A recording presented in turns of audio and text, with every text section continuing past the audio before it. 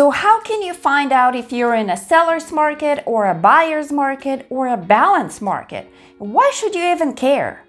Stick around. Today we're talking all about this.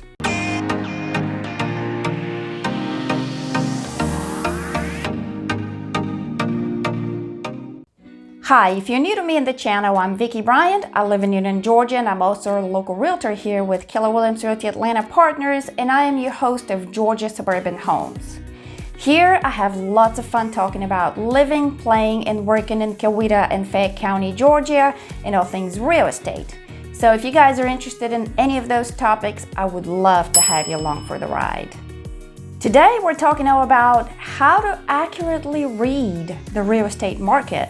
Because let's face it, if you're looking to buy or sell a piece of property, the first question that pops in your head most likely would be, how is the market? Right? Rightfully so. And if you've watched any of my other videos, you know that whether it's a seller's market or a buyer's market is very important because it really affects your negotiating power and your leverage when you're trying to enter the real estate market. If you haven't seen those videos, I'm going to put a link in the description box below for you to check those out because I feel like they will help you a lot to understand what's happening in the market. So today I'm going to give you 5 tips or 5 things that you really need to pay very close attention to in order to accurately determine what type of market you're dealing with. Tip number 1, the real estate inventory.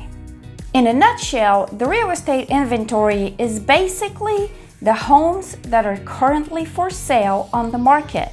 We call those active listings, and this is the term you're going to see normally on a market report. The larger the real estate inventory is, the more homes we have available for sale, the more active listings we have on the market, chances are more likely that we're dealing with a buyer's market. Conversely, the smaller of inventory we're working with, the less homes we have available on the market, the less active listings we're seeing on the market, the more likely it is that we're dealing with a seller's market. So the more analytical approach that we use as real estate agents to determine what level of inventory we're dealing with is the so-called MSI, or months supply of inventory. This basically will tell us how many months is it going to take for all the homes that are currently available for sale to be sold, provided no new homes enter the market and considering the current pace at which homes are selling. You can get a very precise read on the current inventory levels in a very simple way. All you have to do is take all of the homes that are currently available for sale, divide that number by the homes that have sold in the past 30 days in your area of interest, and you're going to come up with a number. That number will represent the current inventory, or the current months of supply of inventory in your area of interest. If that number is 7 months or above, that basically means that it's going to take about 7 months for all the homes that are currently available for sale to be sold, provided no new homes enter the market within that period of time. This will be an indicator that we are finding ourselves into a buyer's market. If that number is 5 months or below, this will basically mean that it's going to take about 5 months for all of the existing homes for sale to be sold, provided no new homes entered the market within that time frame, and this will be an indication for a seller's market. Anything between 5 and 7 months of current inventory is going to reflect a balanced market, a market where the demand and the supply are basically in equilibrium, so to speak. So the available homes and the buyers that are willing, able, and ready to buy those homes are basically in a balanced level. I know all these numbers can be quite confusing, so just to recap and make it simple, when you're looking at current months of inventory, you need to pay attention to 3 things. If you have 7 months of inventory or above, you're basically in a buyer's market. If you have anywhere from 5 to 7 months of available inventory, you're finding yourself into a balanced market. And if you have anything from 5 months of inventory or below, you're in a seller's market. Tip number 2, recent sales. Keep a very close eye on all of the homes that have recently sold, preferably within 6 months, and are very similar to your own home or the home you wish to purchase. If you find that homes have generally been selling for above asking price, that's a pretty good indicator that you're probably in a seller's market. Conversely, if you find that homes have been selling for below asking price, most likely you're in a buyer's market. The more analytical term we use as real estate agents to define this situation as far as price is list price to sales price ratio. This is what you're going to see on a real estate market update. The higher the ratio, the more likely we're in a seller's market.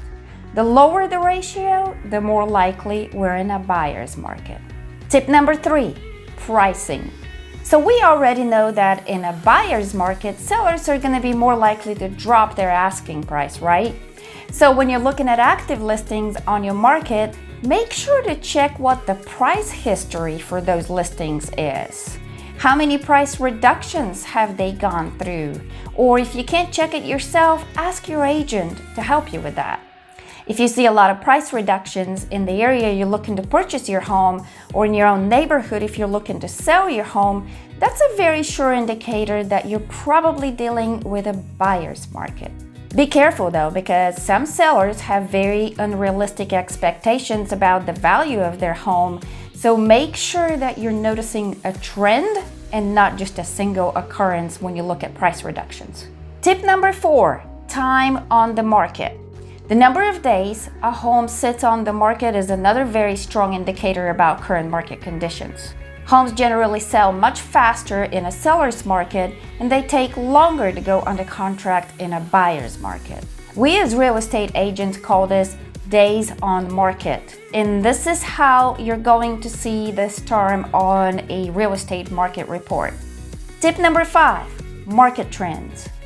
Finding out if homes in your area are increasing or decreasing in price is the most accurate indicator that will give you an idea if you're dealing with a seller's market or a buyer's market. The easiest way to gauge if home prices are rising or falling in the area of your interest is to look at market trend reports. I provide market trend reports for the whole state of Georgia, so if you're interested to get a copy of yours for your specific area, you can always reach out to me. All of my contact info is in the description box below. You can text, call, or email me, or just find me on social media. Whatever works for you, I'm here to help. If you're not ready to get in touch yet, you can go on my Facebook page, which is Georgia Suburban Homes, and there I periodically will do market updates and market trend reports for Coweta and Fayette County, Georgia, so you can hop at your own spare time and update yourself on what's happening in those two areas. I hope you enjoyed this video today, and I really hope it brought some value to you. If it did, go ahead and hit that like button. And if you haven't already, make sure to subscribe to my channel, because next week I'm going to be talking all about whether or not you can time the real estate market to your advantage. And if you don't want to miss this episode, make sure you subscribe and ring that bell so you get notified when I actually release it. In the meantime, go ahead and check out the description box below. I've included a few videos you might find very useful and interesting. And if you have any questions whatsoever, you can always reach out to me, or you can drop them down in the comments below. I'll be more than happy to answer those for you. Remember, I'm here to help, so use me as your resource. Thanks for watching today, and I will see you next week.